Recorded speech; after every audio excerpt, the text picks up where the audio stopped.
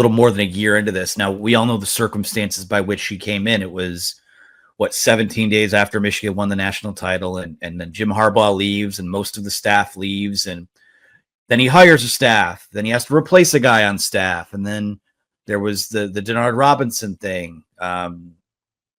It was just a lot that was thrown at him and at this team. And as much as we'd like to flush it, 5-5 was still a big kind of concern that I think lingers into this next season. Like, they have to win. Like, they've stabilized a lot of key areas. This is a year where, I think that Sherrone Moore has, if you can survive, I'm sure in time there will be more stories and such that comes out. And I'm not looking to shed a light on any of these things, but I just don't think morale was very high in that 5-5 start. And to those guys' credit, they played hard. They never gave up. They always played to the whistle, played to the end of games, but they just weren't good enough. They played an entire season without an offense. But, you don't want to put all of this on Bryce Underwood before he even plays a game. But this thing kind of flips when that bolt of lightning hit during that second bye week. And that's, that was the start of 3 straight wins. That was the start of flipping, as Clayton just said, flipping some other recruits late and finishing strong with the class. You beat Ohio State. You beat Alabama, which I don't care what either of those fan bases think. Those aren't flukes. You were 3 touchdown favorites in each of those games. And then Michigan came out and punched you in the mouth and dragged you down to their level. And, to use the old Dan Campbell adage, took a kneecap out of you and drug you into the deep water, so to speak. So that they survived that and have not only just survived it, but you come out of that season with this type of momentum now to where, it's very, we'll see if they get there, but it's within the range of outcomes that this group, albeit young, albeit with a freshman likely to start at quarterback, the path is there for them to be in the playoff in year 2. And for as much as the rivalry fodder, especially from, the idiots south of the state line who lost again for the 4th year in a row, they'll still say, oh, well, you went 7-5. You didn't make the playoff. That was your year to get them. And this thing just seems like it's going to keep growing. Yeah, that's the thing. Now you get them back at home and you're in their heads. They can say whatever they want, but you're in their heads. There's no reason that Michigan should have won that game last year. And clearly there's a mental aspect to it, just like in the John Cooper years before you guys were even born, or right about the time you guys were born. So that's what is so fun about it. You come in expecting to win that game. I remember seeing the view of these guys coming onto the field, and they looked confident as hell. I think wasn't it Isaiah? It was, or one of our competitors had it on there where they showed these guys getting ready to come out of the tunnel into the sea of red, and none of them flinched. They came out there and acted like they expected to win that game, and that's exactly what happened. Now you come back here, and to end a streak, you've got to win on the road, which is really, really hard to do, fellas. Really hard to do. So especially because you've got a young team that, in my opinion, is going to be playing its best ball by the end of the year, when some of these guys like an Andrew Babalola, who might be starting at left tackle, has 11 games under his belt, right? When Bryce Underwood's going to have 11 games under his belt, most likely at quarterback. So to me, I never fast forward through a football season. There are some games, obviously, that mean more than others, but I can't wait to get to that one because there's just nothing like it in all of sports. But there are 4 games, guys, that are going to determine, whether this team is a playoff team, to Anthony's point. And it's going to be at Oklahoma, at Nebraska, at USC, and Ohio State, in my opinion. You split those 4, you're in the playoff. You win 3, and you got a shot, depending on how they go. So it is there for the taking. But win or lose, people close to the program say, next year is the year that we really believe that we are going to be competing heavily for national championships here again. So, there was a hiccup last year. You kind of expect that with the coaching change and with all the talent they lost. But the way they finished, credit to Sherrone Moore, they've got the momentum going into next year, this coming season. I don't see any other games on there, guys, that scare me, with the exception maybe of Washington. I think Clay has mentioned that he thinks they'll be a little bit better than expected as well. I think that's true. And then always Maryland on the road, even though they're not very good. For some reason, that always seems to be a tougher game, but I don't see them losing either of those. I really expect it's going to come down to those 4 games, and it wouldn't stun me at all if they split them. Yeah, it's interesting. Maryland, to me, post Talia Tagovailoa is like a completely different entity because they were always dangerous, given they had a quarterback, and they always seem to get good receivers. I think they still have a couple good ones. I think Washington might be the Maryland and they're more talented across the board, but where I really like their quarterback, and I really like Denzel Boston, their receiver, and Jonah Coleman, their running back, and I actually like both of their play callers in terms of how successful they've been. So that could be a trouble one. And you never know when you look at that schedule who's actually going to be good and who's not. It's tough to judge in the summer. The season starts, and next thing you know, some team's in trouble against an FCS opponent, and it's like, oh shoot, okay, that's not going to be his stuff. I mean, come into 2021 season, and Washington looked like a pretty tall task, and then they lose to Montana the week before they came to Michigan. So that's just one example of how things can change real quick in some of these seasons. Or a team like Oregon last year struggled in their first two games, Idaho and Boise State, and then figured it out and ended up winning the Big Ten.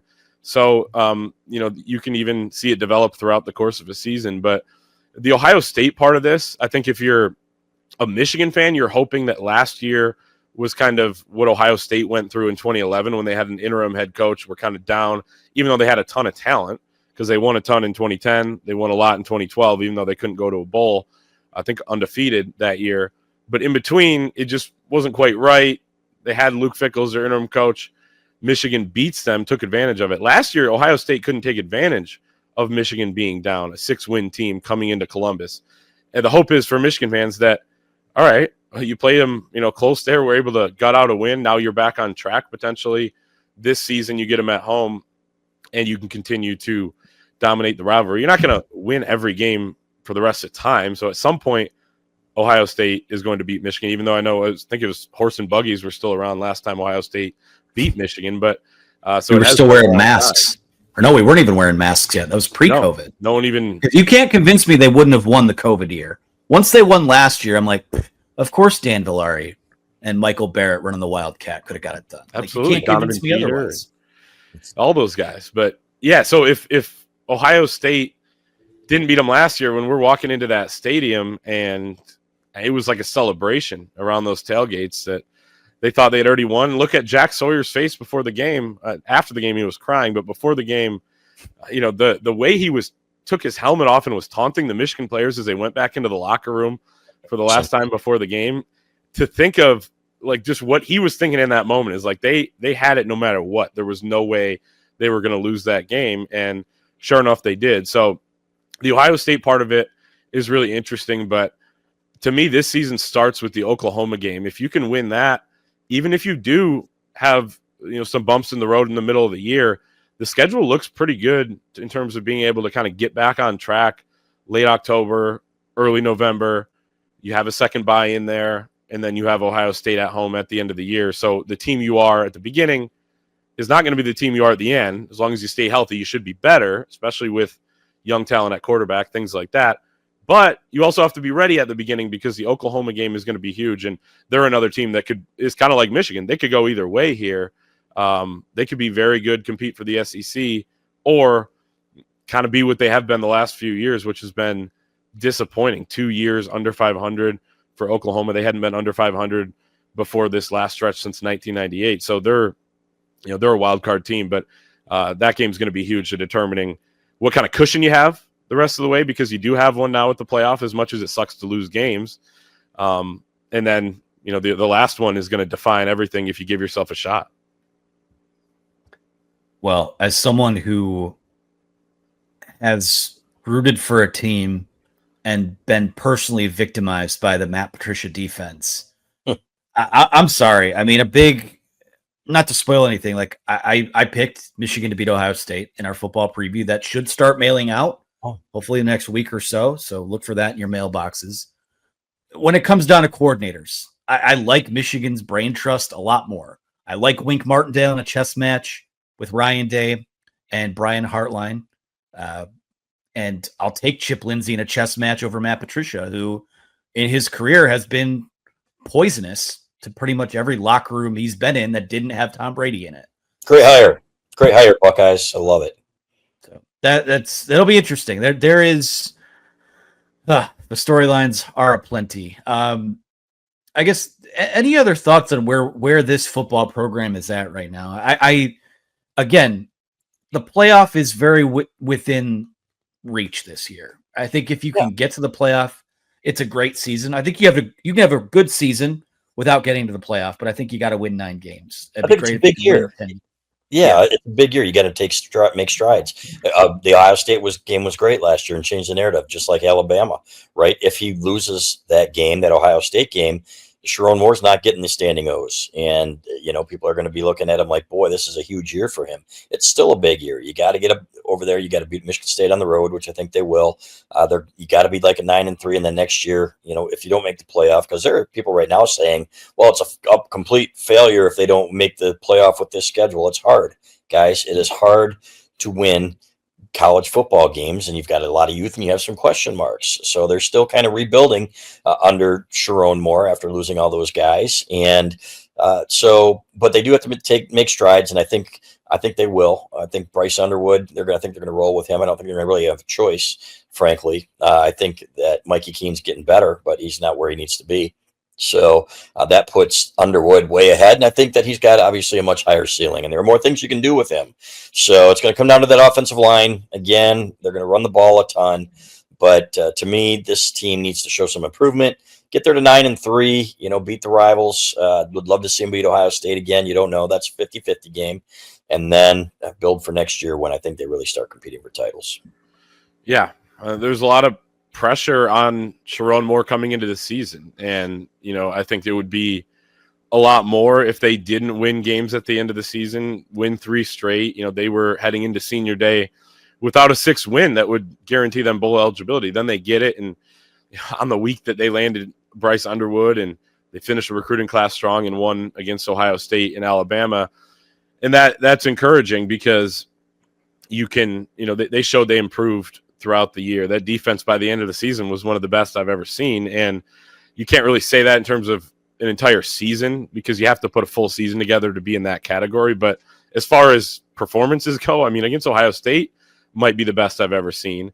And then the Alabama game with a different cast of characters out there was incredible as well. And I think Wink Martindale, having gone up against Lamar Jackson in practice a lot, probably had something to do with it. It's like, wait, Milroe's nowhere near the guy I saw in Baltimore all the time.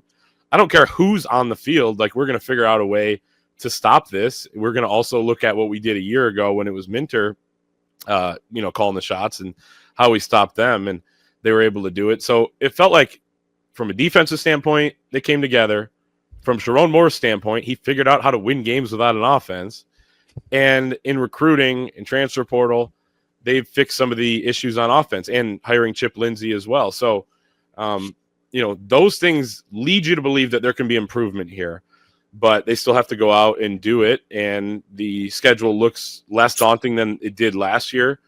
But again, you don't know what these teams are really going to be until the season starts or until you play them, what they are coming into that week. So that's what makes it interesting. And then, you don't want to, as much as 2026 is kind of the year that you point to, and maybe that in 27, given the timeline with Bryce Underwood, some of these other high-end recruits, and the fact that you're organized enough to get high-level guys out of the transfer portal, like, you don't want to waste another year in a way or kind of leave more doubts coming out of a season. So in that respect, it's a big year. And if you can make the playoff next year, then I think you feel really, really comfortable about your chances to do so the next couple. And then it really gets fun from there. Yeah. There's I've heard a teacher say this before where they should say, like, when you criticize someone or when you get criticized, don't ever feel bad about something that you can't fix tomorrow. So if you lose a game because of a self-inflicted error or a bad coaching mistake, that's something you can criticize. But, if you come out of the season saying, well, gosh, they didn't have a first or a second round pick at wide receiver, or they didn't have a premium offensive tackle. Well, those are things that I don't think they can address this year. So that's not something I'm going to criticize in the here. Like, that's something you give that time to percolate before you make comments like that. But it's a big year, and we won't go too much into this. But be remiss if you didn't mention that Sherrone Moore is probably going to serve some sort of suspension this year too.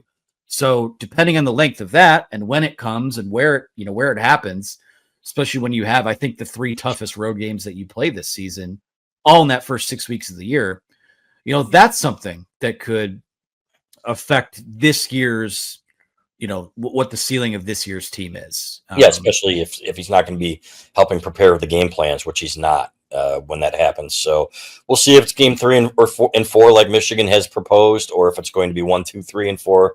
I really think it'll be 3 or 4 games, fellas. We'll find out, but we'll find out probably in August. So I know that they'll have a backup plan. And yeah, going to Oklahoma without Sherrone Moore is not ideal, would not be ideal. But there's some smart guys in that building too. We've seen several interim coaches here do pretty well in such games. And either way, we'll be happy to put that behind us as well.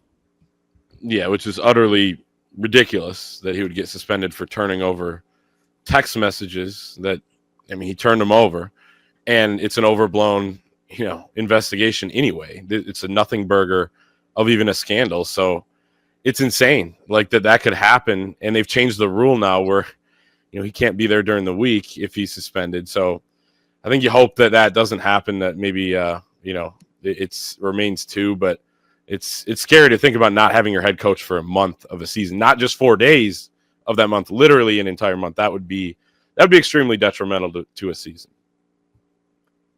It is. And it's a situation too where I just think whatever form it takes, whether it's 2 games, 3 games, 4 games, God forbid it's 6, half the season, that whatever it takes for that to be done, that's going to, I think that's a weight off this program's shoulders too. And, again, it's different than self-imposing recruiting, an entire month of recruiting and being on the road. But, if we've seen anything, it's that whenever this staff has been dealt a rough hand, whether it has to do with stuff that's happening internally or investigations or whatever, come out the other side of that and you have a month like you are on the recruiting trail right now. So maybe you survive all that and you set yourself up for, I think regardless, that second half of the season sets up as kind of a bit of a launching pad into the postseason if you're fortunate enough to be in the mix there.